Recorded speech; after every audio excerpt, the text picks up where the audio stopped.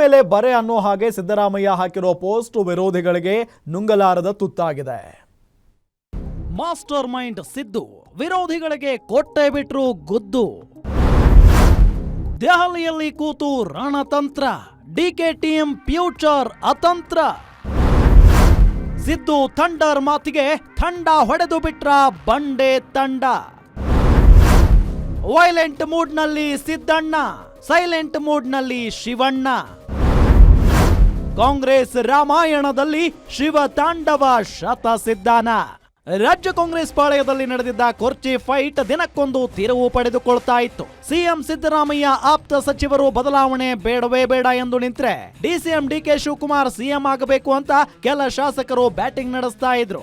ಇತ್ತ ಕೆಲವು ಸ್ವಾಮೀಜಿಗಳು, ಶ್ರೀಗಳು ಕೂಡ ಡಿಸಿಎಂ ಡಿಕೆ ಶಿವಕುಮಾರ್ ಸಿಎಂ ಆಗಲೇಬೇಕು ಅಂತ ಒತ್ತಾಯ ಮಾಡ್ತಿದ್ರು. ಇದೆಲ್ಲದರ ನಡುವೆ ಡಿಸಿಎಂ ಡಿಕೆ ಶಿವಕುಮಾರ್ ಸಿಎಂ ಸಿದ್ದರಾಮಯ್ಯ ದೆಹಲಿ ಪ್ರವಾಸ ಹಲವು ಕುತೂಹಲಗಳಿಗೆ ಕಾರಣವಾಗಿತ್ತು. ಆದ್ರೆ ಸಿಎಂ ಸಿದ್ದರಾಮಯ್ಯ ದೆಹಲಿಯಲ್ಲಿ ಕುಳಿತು ನೀಡಿದ ಆ ಒಂದು ಹೇಳಿಕೆ ಎಲ್ಲ ಊಹಾಪೋಹಗಳಿಗೆ ಬ್ರೇಕ್ ಹಾಕಿದೆ.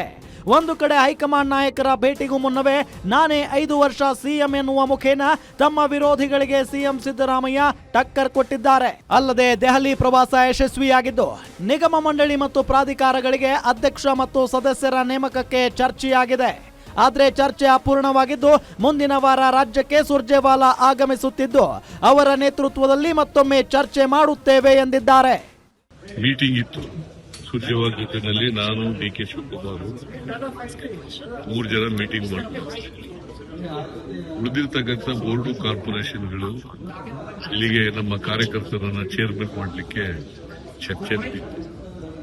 ಚರ್ಚೆ ಅಪೂರ್ಣ ಆಯಿತು. ಮತ್ತೆ ಅವರು is coming on 16th to Bengaluru. 16th evening he is coming to Bengaluru, where we are going to finalize the list.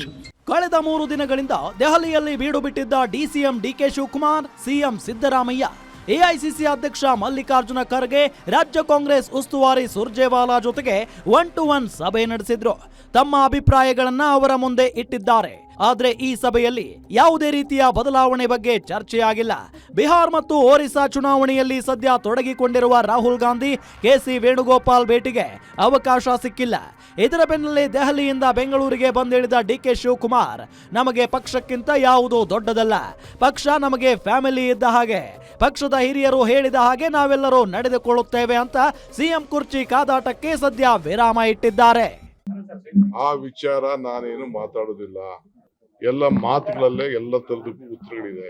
So ನನಗೆ ಕೊಟ್ಟಿರೋ ಜವಾಬ್ದಾರಿ, ಈ ಪಕ್ಷ ಕಟ್ಟಲಿಕ್ಕೆ ಜವಾಬ್ದಾರಿ ಕೊಟ್ಟಿದ್ದಾರೆ. ಒಬ್ಬ ಕಾರ್ಯಕರ್ತನಾಗಿ ಡೆಪ್ಟಿ ಸಿಎಂ ಆಗಿ ಕೆಲಸ ಕೊಟ್ಟಿದ್ದಾರೆ. ಅದನ್ನ ಏನ್ ಕೊಟ್ಟಿದ್ದಾರೆ ಅದನ್ನ ಮುಂದುವರಿಸ್ಕೊಂಡು ಕೆಲಸ ಮಾಡ್ಕೊಂಡು ಹೋಗ್ತಾ ಇರ್ತೀನಿ. ಅದು ಬಿಟ್ರೆ ಈಗಾಗಲೇ ಮಲ್ಲಿಕಾರ್ಜುನ್ ಖರ್ಗೆ ಸಾಹೇಬರು ನಮ್ಮೆಲ್ಲರೂ ಕೂಡ ಒಂದು ದೀಕ್ಷೆ ಕೊಟ್ಟಿದ್ದಾರೆ. ಆ ದೀಕ್ಷೆಯನ್ನು ಸಂತೋಷದಿಂದ ಸ್ವೀಕಾರ ಮಾಡಿದ್ವಿ. ಪಾರ್ಟಿ ಇದ್ರೆ ನಾನು, ಪಾರ್ಟಿ ಇದ್ದಲ್ಲ ಅಂದ್ರೆ ನಾನಿಲ್ಲ. 2023ರ ಚುನಾವಣೆಯ ಬಳಿಕ ಭರ್ಜರಿ ಬಹುಮತದ ಕಾಂಗ್ರೆಸ್ ಸರ್ಕಾರ ಅಧಿಕಾರಕ್ಕೆ ಬಂದಿದೆ. 138 ಶಾಸಕರ ಗೆಲುವಿಗೆ ಡಿಸಿಎಂ ಡಿಕೆ ಶಿವಕುಮಾರ್ ಅವರ ಪಾತ್ರ ಮಹತ್ವದ್ದು. ಹೀಗೆ ಸುರ್ಜೇವಾಲಾ ಮುಂದೆ ಡಿಕೆ ಶ್ರೀ ಪರ ಕೆಲ ಶಾಸಕರ ಅಭಿಪ್ರಾಯ ಮಂಡಿಸಿದ್ರು. ಆಗಾಗ ಪವರ್ ಶೇರಿಂಗ್ ಬಗ್ಗೆ ಮಾತಾಡ್ತಿದ್ದ ಡಿಕೆಗೆ ಸದ್ಯಕ್ಕೆ ನಿರಾಸೆ ಏನೋ ಆಗಿದೆ. ಆದ್ರೆ ಈ ಕುರ್ಚಿ ಕದನ ಇಲ್ಲಿಗೆ ಅಂತ್ಯವಾಗುತ್ತಾ, ಇದು ಮತ್ತೊಂದು ಕದನಕ್ಕೆ ನಾಂದಿ ಆಯ್ತಾ ಅನ್ನೋದು ರಾಜ್ಯ ರಾಜಕೀಯದಲ್ಲಿ ಬಹಳಷ್ಟು ಸದ್ದು ಮಾಡುತ್ತಿದೆ. ಸದ್ಯಕ್ಕೆ ರಾಹುಲ್ ಗಾಂಧಿ ಭೇಟಿಗೆ ಅವಕಾಶ ಸಿಗದೇ ಇರೋದ್ರಿಂದ ಡಿಕೆ ಶಿವಕುಮಾರ್ ತಣ್ಣಗಾಗಿದ್ದಾರೆ.